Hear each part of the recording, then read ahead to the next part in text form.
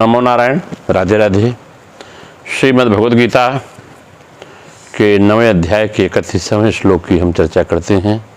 इसके पहले आप लोग इस चैनल को सब्सक्राइब कर लें, बेल आइकन दबा दें ताकि आपको संपूर्ण गीता का लाभ मिले जो मेरे द्वारा वीडियो जाए। आपको अच्छा लगे तो इस गीता को जरूर सीखिए। गीता सीखना आप सबके लिए बड़ा जरूरी है। भगवान कहते हैं अर्जुन से, अर्जुन क्षिप्रम भवति धर्मात्मा सच्चांति निगच्छति कौन्तेय प्रतिजानीहि न मे भक्त प्रणश्यति। कहते हैं अर्जुन, वह व्यक्त तत्काल उसी क्षण धर्मात्मा हो जाता है और निरंतर रहने वाली शांति को प्राप्त करता है। हे कुंती नंदन, मेरे भक्त का पतन नहीं होता, ऐसी तुम प्रतिज्ञा करो। क्षिप्रम भवति धर्मात्मा, वह तत्काल धर्मात्मा हो जाता है, महान पवित्र हो जाता है, कारण कि वह जीव स्वयं परमात्मा का अंश है। और जब इसका उद्देश्य भी परमात्मा की प्राप्ति करना हो गया है तो अब उसके धर्मात्मा होने में क्या देरी लगेगी। अब वह पापात्मा कैसे रहेगा, क्योंकि वह धर्मात्मा तो स्वतः था ही, केवल संसार के संबंध के कारण उसने पापात्मा मन आया है जो कि आगंतुक था। अब जब अहमता बदलने से संसार का संबंध नहीं रहता तो वह ज्यों का त्यों धर्मात्मा रह गया। वह जीव जब पापात्मा नहीं बना था तब भी पवित्र था, और जब पापात्मा बन गया तब भी वैसा ही पवित्र था, कारण कि परमात्मा का अंश होने से जीव सदा ही पवित्र है। केवल संसार के संबंध से वह पापात्मा बना था। संसार का संबंध छोड़ते हुए ज्यों का त्यों पवित्र रह जाता है। पाप करने की भावना रहते हुए मनुष्य मेरे को केवल भगवान की तरफ ही चलना है ऐसा निश्चय नहीं कर सकता। यह बात ठीक है, परंतु जो पापी मनुष्य ऐसा निश्चय नहीं कर सकता, यह नियम नहीं है, कारण कि जीव मात्र परमात्मा का अंश होने से तत्वतः निर्दोष है। संसार की आसक्ति के कारण ही उसमें आगंतुक दोष आ जाते हैं। यदि उसके मन में पापों से घृणा हो जाए और ऐसा निश्चय हो जाए कि भगवान का भजन करना है तो बहुत जल्दी धर्मात्मा बन जाता है, कारण कि जहाँ संसार की कामना है वहीं भगवान की तरफ चलने की रुचि भी है। अगर भगवान की तरफ चलने में रुचि जम जाए तो कामना आसक्ति नष्ट हो जाती है, फिर भगवत प्राप्ति में देरी नहीं लगती, वह बहुत जल्दी धर्मात्मा हो जाता है। इसका तात्पर्य यह है कि जो यत्किंचित दुराचार दिखते हैं वे फिर टिकेंगे नहीं, कारण कि सबके सब दुराचार टिके हुए हैं संसार को महत्व देने के कारण। परंतु जब वह संसार की कामनाओं से रहित होकर केवल भगवान को ही चाहता है तब उसके भीतर संसार का महत्व न रहकर केवल भगवान का महत्व हो जाता है। अब भगवान का महत्व होने से वह धर्मात्मा बन जाता है। भगवान कहते हैं शाश्वत शांति न गच्छति, केवल धार्मिक क्रियाओं से जो धर्मात्मा बनता है उसके भीतर भोग और ऐश्वर्य की कामना होने से उसको भोग ऐश्वर्य तो मिल सकते हैं पर शाश्वती शांति नहीं मिलती। दुराचारी की अहमता बदलने पर जब वह भगवान के साथ भीतर से एक हो जाता है तब उसके भीतर कामना नहीं रह सकती, असत का महत्व नहीं रह जाता, इसलिए उसको निरंतर रहने वाली शांति मिल जाती है।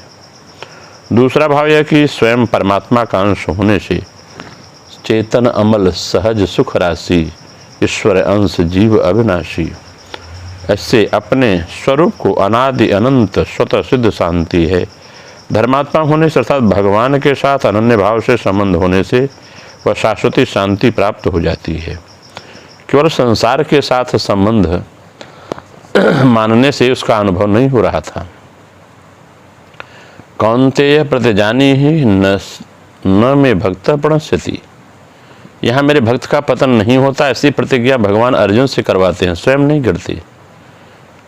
इसका आशय है कि अभी युद्ध का आरंभ होने वाला है और भगवान ने पहले ही हाथ में शस्त्र न लेने की प्रतिज्ञा कर ली है, परंतु जब आगे भीष्म जी की प्रतिज्ञा कर लेंगे कि आज जो हरिहीन शस्त्र गहाऊं तव लाजो गंगा जलनी को शांतन सुत न कहाऊं, तो उसमें भगवान की प्रतिज्ञा तो टूट जाएगी पर भक्त की प्रतिज्ञा नहीं टूटेगी। भगवान ने भक्तों सी में सखा चेती कहकर अर्जुन को अपना भक्त स्वीकार किया है। अतः भगवान अर्जुन से कहते हैं कि भैया तू प्रतिज्ञा कर ले, कारण कि तेरे द्वारा प्रतिज्ञा करने पर अगर मैं खुद भी तेरी प्रतिज्ञा तोड़ना चाहूँगा तो भी तोड़ नहीं सकूँगा। फिर और तोड़ेगा ही कौन? तात्पर्य हुआ अगर भक्त प्रतिज्ञा करे तो उस प्रतिज्ञा के विरुद्ध मेरी प्रतिज्ञा नहीं चलेगी। मेरे भक्त का विनाश पतन नहीं होता। यह कहने का अर्थ यह है कि जब वह सर्वथा मेरे सम्मुख हो गया है तो अब उसके पतन की किंचन मात्र भी संभावना नहीं रही। पतन का कारण तो शरीर के साथ अपना संबंध मान लेना ही था। उस माने हुए संबंध से सर्वथा विमुख होकर जब अनन्य भाव से मेरे सम्मुख हो गया तब उसके पतन की संभावना हो ही नहीं सकती। दुराचारी भी जब भक्त हो सकता है तो फिर भक्त होने के बाद वह पुनः दुराचारी भी हो सकता है, ऐसा न्याय कहता है। उस न्याय को दूर करने के लिए भगवान कहते हैं कि न्याय यहाँ नहीं लगता। मेरे यहाँ तो दुराचारी से दुराचारी भी भक्त बन सकते हैं, पर भक्त होने के बाद उसका फिर पतन नहीं हो सकता, वे फिर दुराचारी नहीं बन सकते। इस प्रकार भगवान के न्याय में भी दया भरी हुई है। अतः भगवान न्यायकारी हैं, दयालु हैं, दोनों सिद्ध होता है। इसीलिए कौन्तेय से प्रतिज्ञा कराते हैं कि न मे भक्त प्रणश्यति, कौन्तेय प्रतिजानीहि न मे भक्त प्रणश्यति। भक्त का पतन नहीं होता क्योंकि वह भगवान निष्ठ होता है, था उसके साधन और ध्यान भगवान ही होते हैं। उसका अपना बल नहीं होता है बल्कि भगवान का ही बल होता है। भक्त भगवान के छोटे बालक हैं और ज्ञानी बड़े बालक हैं। जैसे माँ को छोटे बड़े सभी बालकों को समान रूप से प्रिय लगते हैं, पर वह संभाल छोटे बालक की ही करती है, बड़े की नहीं। कारण कि छोटा बालक सर्वथा माँ के ही आश्रित रहता है, अतः उसको संभाल की जितनी आवश्यकता है उतने बड़े बालक को संभालने की आवश्यकता नहीं है। ऐसे ही भगवान अपने आश्रित भक्त की पूरी संभाल करते हैं और स्वयं उसके योगक्षेम को वहन करते हैं। अगर इसकी हम क्रिया योग के माध्यम से व्याख्या करें तो यह बात स्पष्ट होती है कि इसके पूर्व श्लोक में हम कह चुके हैं कि दुराचारी भी यदि भगवान का भजन करता है तो साधु गिना जाता है, क्योंकि उसने उत्तम मार्ग ग्रहण किया है। परंतु साधु मार्ग अवलंबन करने की वह धर्मात्मा हो सकेगा समझ में नहीं आता, क्योंकि पाप प्रवृत्ति के संस्कार भी खूब प्रबल होते हैं। उसके इच्छा न करने पर भी पूर्व संस्कार उसके पाप कार्य को प्रेरणा देंगे ही। वह अवश्य होकर अन्याय करेगा और अशुभ चिंता करेगा। इसी से भगवान उत्साहित होकर कहते हैं कि पूर्वाभ्यस्त दुष्कर्म उसको फिर विनाश के मार्ग में न ले जा सकेंगे। वह शीघ्र ही धर्मात्मा हो जाएगा, अर्थात क्रिया करके धर्मशील बन जाएगा। धर्म है क्या? धारणात् धर्मित्याहु। प्राण के अविरल चांचल्य में मन सतत उच्छिप्त हो रहा है। चंचल मन के लिए करणी कुछ भी नहीं रहा। वह चंचल मन क्रियाभ्यास के द्वारा स्थिर होगा या अटक जाएगा। यह योग धारणा ही धर्म है और मन का चांचल विक्षेप ही धर्म है। यह योग धारणा रूप स्थिर अवस्था ही वास्तविक धार्मिक अवस्था है। यह अवस्था जिसकी होती है वह अनन्य भाव होकर शाश्वत शांति पद प्राप्त करता है। इसी से भगवान कहते हैं कि यह बात प्रतिज्ञापूर्वक कही जा सकती है कि जो कोई गुरुवाक्य में विश्वास करके भक्तिपूर्वक क्रिया करेगा वह विनाश को प्राप्त न होगा। देह में आत्मबोध ही यथार्थ मृत्यु है।